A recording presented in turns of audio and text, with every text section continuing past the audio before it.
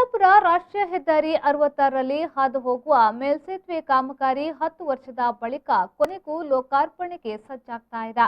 ಆದರೆ ಮೇಲ್ಸೇತುವೆ ಕಾಮಗಾರಿಯನ್ನ ತರಾತುರಿಯಲ್ಲಿ ಮುಕ್ತಾಯಗೊಳಿಸಿ ನವಯುಗ ಕಂಪನಿ ಇಲ್ಲಿಂದ ಕಾಲ್ಕಿತ್ತಿದೆ.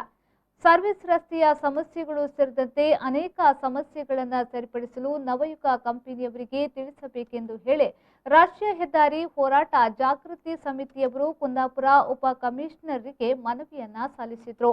ಈ ಸಂದರ್ಭ ಮಾತನಾಡಿದ ಗಣೇಶ್ ಪುತ್ರನವರು, ಹೋರಾಟ ಸಮಿತಿಯಿಂದ ಶನಿವಾರ ನಡೆದ ಸಾರ್ವಜನಿಕ ಸಭೆಯಲ್ಲಿ ಒಂದಷ್ಟು ತೀರ್ಮಾನಗಳನ್ನು ತೆಗೆದುಕೊಂಡಿದ್ದೆವು.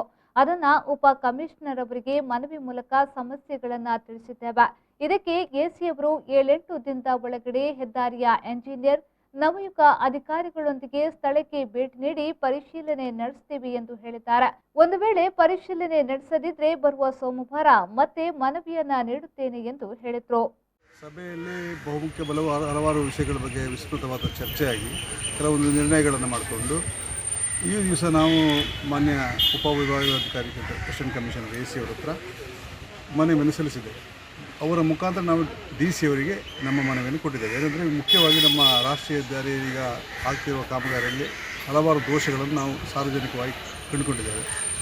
ಆದ್ದರಿಂದ ಜನರಿಗೆ ಎಷ್ಟು ತೊಂದರೆ ಆಗ್ತಿರೋ ಬಗ್ಗೆ ವಿಷಯಗಳನ್ನು ಕೂಡ AC ಅವರಿಗೆ ಮನದಟ್ಟು ಮಾಡಿಕೊಂಡಿದ್ದೇವೆ.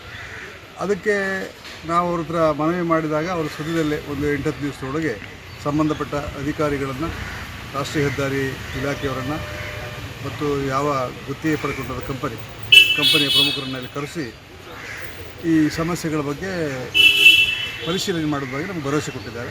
ಅದ್ರ ಜೊತೆ ನಾವು ಹೇಳಿದ್ದೇವೆ, ನಮ್ಮ ಏನು ಆ ದಿವಸ ಬರ್ತಾರೆ ಆ ದಿವಸ ನಮ್ಮ ಸಮಿತಿ ಸದಸ್ಯರಿಗೂ ಅಥವಾ ಸಮಿತಿ ಅಧ್ಯಕ್ಷರಿಗೂ ಒಂದು ಮಾಹಿತಿಯನ್ನು ನೀಡಿದರೆ ಇನ್ನೂ ಹೆಚ್ಚು ಸರಿಯಾದಂಥ ವಿಷಯಗಳನ್ನು ಅವರಿಗೆ ಮನವರಿಕೆ ಮಾಡಲಿಕ್ಕೆ ನಮಗೆ ಸಾಧ್ಯ ಆಗ್ತದೆ. ತನ್ಮೂಲಕ ಏನಾದರೂ ಈ ಸಮಸ್ಯೆಗಳ ಬಗ್ಗೆ ಸ್ವಲ್ಪ ಮಟ್ಟಿಗೆ ಯಾರು ಪರಿಹಾರ ಕಂಡುಕೊಳ್ಳಲಿಕ್ಕೆ ಸಾಧ್ಯ ಆಗುತ್ತೆ ಅನ್ನೋಂಥ ಒಂದು ಆಶಾಭಾವದಿಂದ ನಾವು ಇವತ್ತು ಮನವಿಯನ್ನು ಕೊಟ್ಟಿದ್ದೇವೆ.